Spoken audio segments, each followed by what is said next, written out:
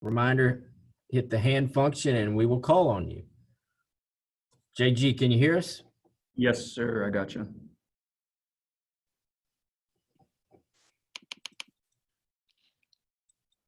All right, we'll start with Jimmy Himes.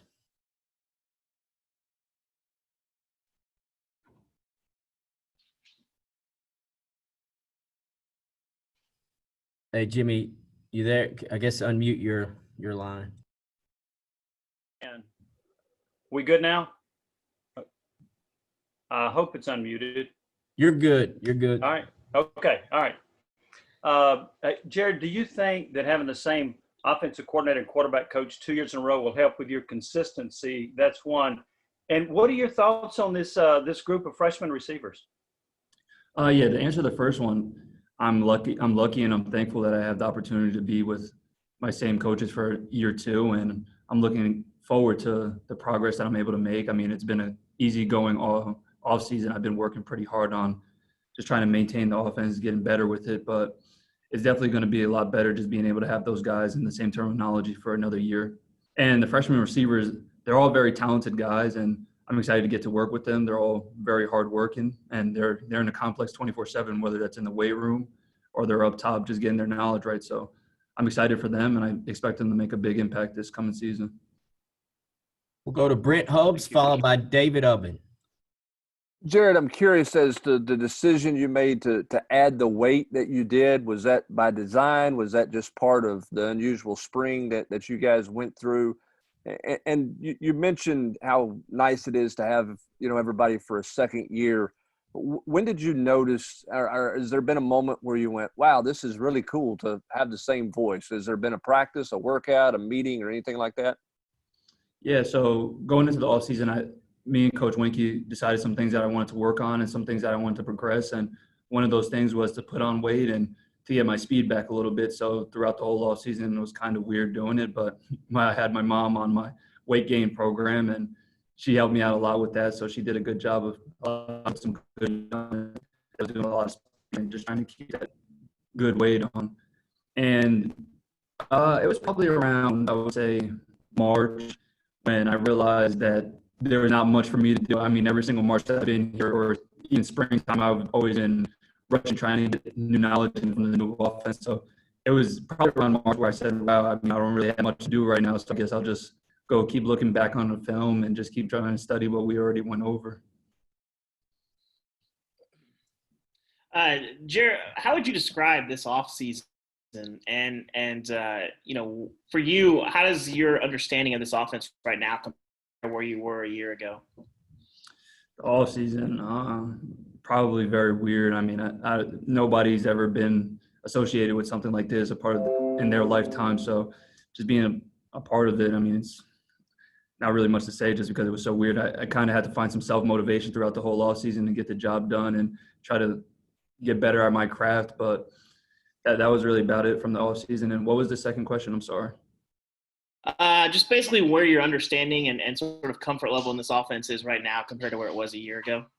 I think it's significant, honestly. I feel way more comfortable on the field. It feels like I'm not overthinking many things. I'm able just to read coverages and go through my progressions without having to have my whole thought process change throughout the whole thing. So it's definitely more easygoing, and it's way easier on my mind and my body going through some things. We'll go to Rick Russo, followed by Luis Fernandez.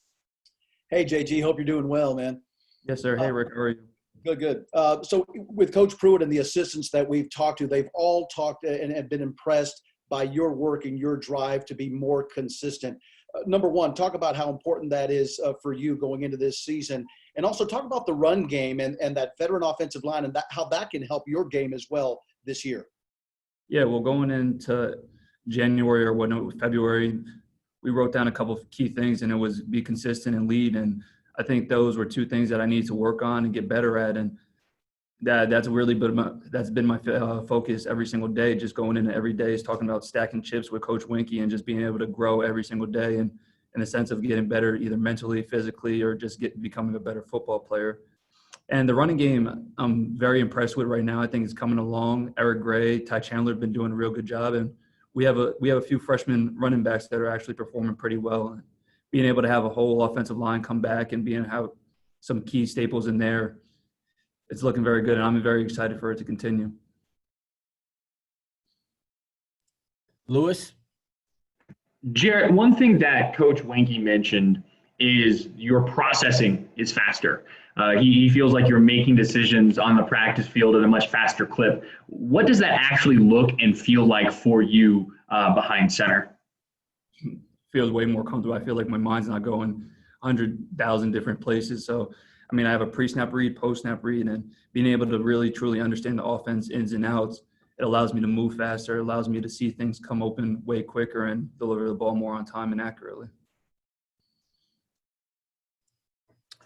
We'll go to Blake Topmeyer, followed by Patrick Brown. Hey, Jarrett, given the adversity and at times the criticism you faced in your career, can you explain why you're still at Tennessee? I'm looking at a big thing on the wall that says, "This is Rocky Top." And I was talking to Bill before, and those words and just this place means so much to me. And I was thinking about my journey here, and there's no place that I would rather be, honestly. And of course, there's been ups and downs, and in life you experience many ups and downs. So it was nothing for me, and there were some things I had to grow and learn from. And I wouldn't do this. I wouldn't undo with it, any of this, honestly. I would just honestly just tell myself some things about the process, but not trying to rush it. But there's no place that I would rather be, and I'm lucky to be a Tennessee Vol, and I wouldn't change that for the world. If I can follow up, you said there's some. If you knew what you know now, you'd tell yourself some things up front. What are some of those things that you would tell yourself? If you could do that. The process. Everything's not going to be easy in life. There are some things that happened throughout my life that kind of just felt like it was natural and it was easy, and I just was getting by. And when I went to college, there were some things that I had to overcome. There were some things that I had to learn for myself, and those things allowed me to work harder and become more mature as a person. And those are some invaluable lessons that I learned, and I'm thankful that I actually got the chance to learn them. Hey, Jared, you talked about needing to sort of self-motivate back in March, I guess, when you guys were kind of separated. When you guys did get back to campus, what was the sense of urgency like? You had a handful of new receivers. You had to work on the chemistry with them. How did you kind of balance having a sense of urgency by not rushing it too much and making sure you guys could start building a rapport and get your timing down and all that? Yeah, well, when we came back to the campus, there was a lot of indecisiveness whether we were having a season or not. But honestly, it didn't affect the team that much. I mean, we were in here all hours of the day getting some extra work in, no matter if you were a senior, junior, freshman, or sophomore. So being able to have a team that's like that and always wants to get work in and perfect their craft makes things a lot easier. And we knew that the time was clicking, and we had a lot of new guys coming in that needed to contribute. So there was a lot of extra hours that we had to perform in, and I'm happy with our guys' work ethic up to this point, but there's still a lot of work to do until South Carolina comes. You feel like you have a good grasp on the tendencies and the little details with some of these new guys in terms of how they break out of routes, how fast they are, all those kind of things when you're throwing them the ball? Yeah, all these guys are very different in their own special ways, and I'm excited to continue to work with them, and they all have different things to their game that they're going to help contribute to this offense. All right, we'll go to Trey Wallace, followed by Ryan Shumpert of the Daily Beacon. Jared, two questions. How has Chip Long, have you been able to pick his mind, Coach Long, about what he did at Notre Dame, maybe things he could help you out with your game alongside Winky and others? And second question, when you work with your quarterback coaches over the summer, what were a couple of main goals when you were working with Tony and Quincy to get better for the upcoming season?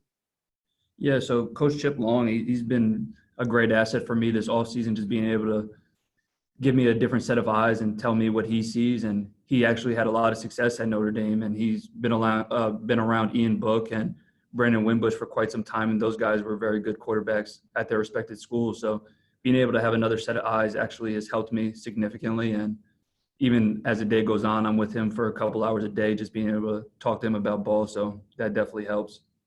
And the second question was, I'm sorry.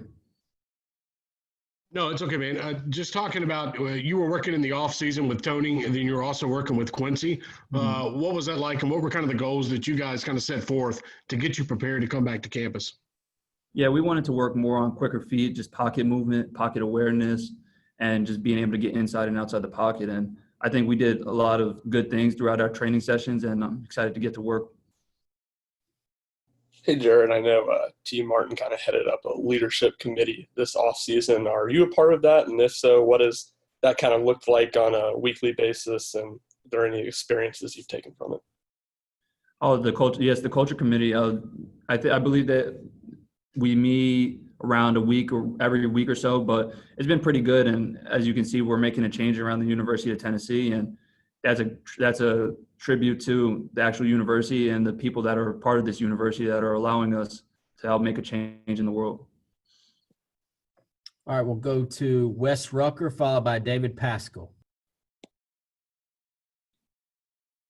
Hey, Jared, I'm wondering during I guess during the height of the whole COVID-19 thing, you being from sort of the New York area and you go back home, how much concern was there at the time? I mean, I know that there was a hot spot right around that area and there were lots of people in the hospital. How much of a concern was that stuff for you on a daily basis? And how many people did you know that were impacted by it?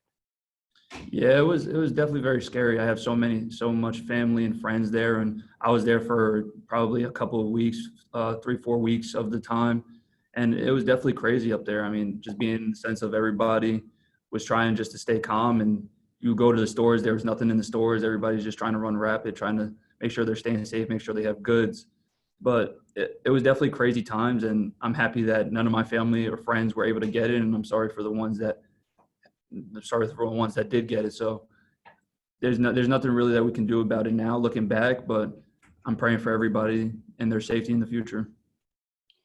Jarrett, when you go back and look at that time, I'm sure you had time to reflect on last season. When you go back to what you persevered through, what was kind of your lowest moment of last year, and what kind of served as that light at the end of the tunnel that guided you through to where you were able to finish the year the way you want?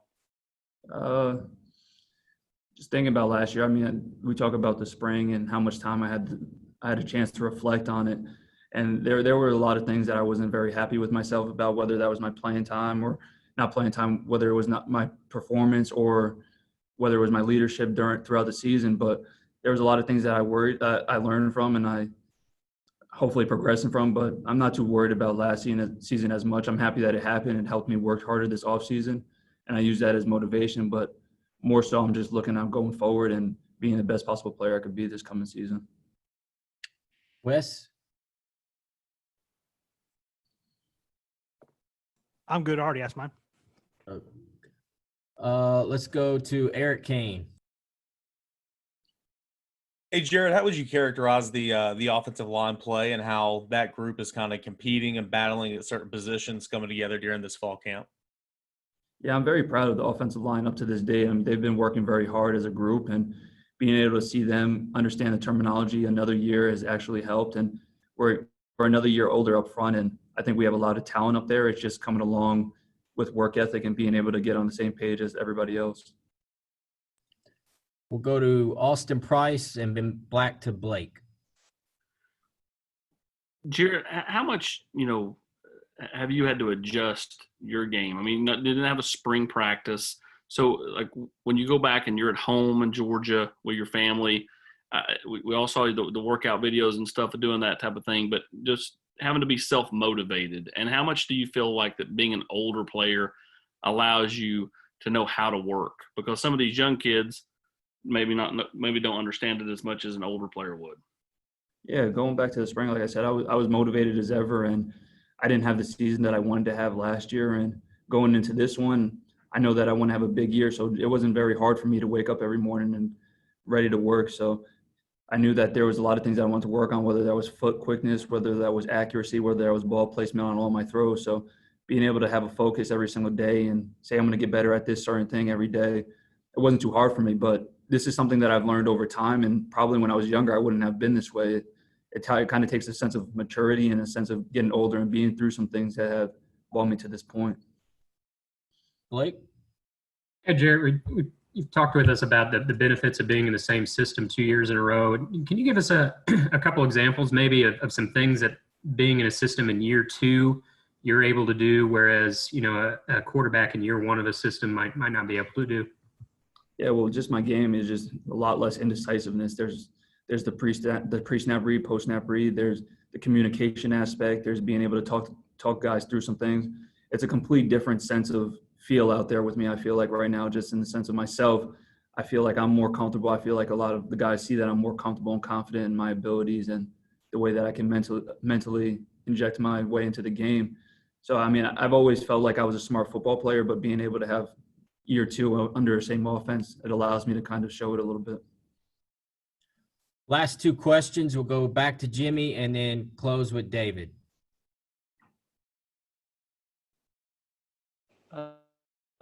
Jared, do you like the idea of playing an SEC conference games only, just SEC games? You like that idea? Yeah, I'm a competitor. I think even with my team, I think that we're all very excited for this season, and we're excited for the challenge. We know that this is the toughest conference in all of college football, regardless. So the fact that everybody has the same sort of, I wouldn't say everybody, but type of schedule strength. But we're excited, and we can't wait for the season. What's the conversation around the guys like with regards to Cade and his situation? What's kind of been the message to him from you guys? We're all very upset right now that the fact that he hasn't been granted yet, but we're all pushing forward, and we're really trying to allow the SEC, not the SEC, the NCAA to understand how much we truly love him and we need him as a team. And we're going to keep trying to push forward, trying to get him to play this year because he's a big asset and he's actually a very good teammate to us. And we've enjoyed our time with him so far up to this point. Thanks, JG. We appreciate it.